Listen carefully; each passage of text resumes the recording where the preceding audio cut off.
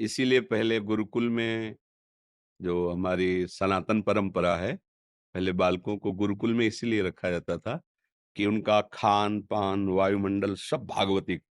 फिर वो चाहे राजकुमार हो, चाहे किसी साधारण गृहस्थ का बालक हो, दोनों एक साथ पढ़ते थे। फिर वो आगे चलकर जब गृहस्थी में जाते थे, तो उनकी नींव मजबूत हो गई। फिर वो आगे उत्तम राजा बनते थे या उत्तम गृहस्थ बनते थे या उत्तम महात्मा बनते थे। ऐसे तो गुरु का प्रथम पद माता-पिता, द्वितीय पद शिक्षकगण, जो शिक्षा देते हैं। फिर परम पद के लिए जो गुरु का वर्ण किया जाता है सद्गुरु। तो आप गुरु पद पे हैं। नई अवस्था के बच्चों को जैसे हम ककाहरा सिखाएँ तो एक बार में ही तो नहीं सीख जाते। हमें पचासों बार प्रयत्न करना पड़ता है। अब जो वो वर्णमाला का अक्षरों का ज्ञान कर ले तो फिर कोई पढ़ावे, ज़्यादा मेहनत उसको नहीं पड़ेगी। ज़्यादा मेहनत उसको पड़ती है जो क लिखाना सिखाता है, क्योंकि बहुत समय, बहुत उसको देना पड़ता है, तब वो अक्षर का ज्ञान करता है। ऐसे इस अविनाशी मार्ग के लिए जैसे कि ठीक से गंदी आदतें क्या हैं, अच्छी आदतें क्या हैं, तुम बच्चों के संग से क्या गंदा सीख उसमें शर्म नहीं करनी चाहिए। जैसे माँ अपने बच्चे को ना तो छोटे-छोटे बच्चे विद्यार्थी ये हमारे बच्चे ही हैं, उनको बैठ के वैसे बताते हैं टीचर लोग कि गंदा स्पर्श क्या है, अच्छा स्पर्श क्या है, गंदे आचरण क्या है, कौन किस हरकत से जाना जा सकता है कि हमारे साथ गंदा व्यवहार कर रहा है। तो इसमें ये भी बता रहे हैं कि अपने संगी साथियों से भी हमारे अंदर गंदगी आती है। यदि वो बच्चा गंदे दोषों से पहले से युक्त हो गया है, तो हमारा संग अगर उसके संग होगा तो गंदी बात आ जाएगी।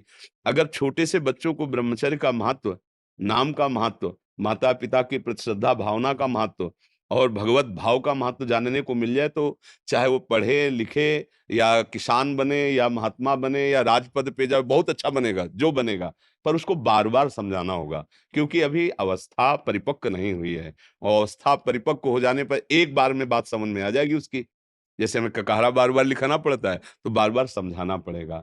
अब ये है कि आप जैसे भाव सब गुरुजनों के हो जाएँ, टीचरों के हो जाएँ, तो फिर बात बले कि सब अपने विद्यार्थियों को संयम सिखावें, पवित्र आचरण सिखावें, कैसे हम माता-पिता की भक्ति करें तो हमारी विद्या बढ़ेगी, कैसे हम अनुशासन में रहें तो हमारा मन हमको अपने अधीन नहीं कर पाएगा और नाम जप ज़रूर करें।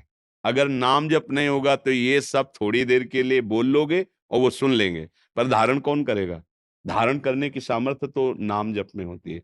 तो जो भी नाम आपको प्रिय हों या बच्चों को जो प्रिय लगे या जो आपने सुना नाम, वो 5 मिनट ही चाहे जपे, उनको बताना चाहिए।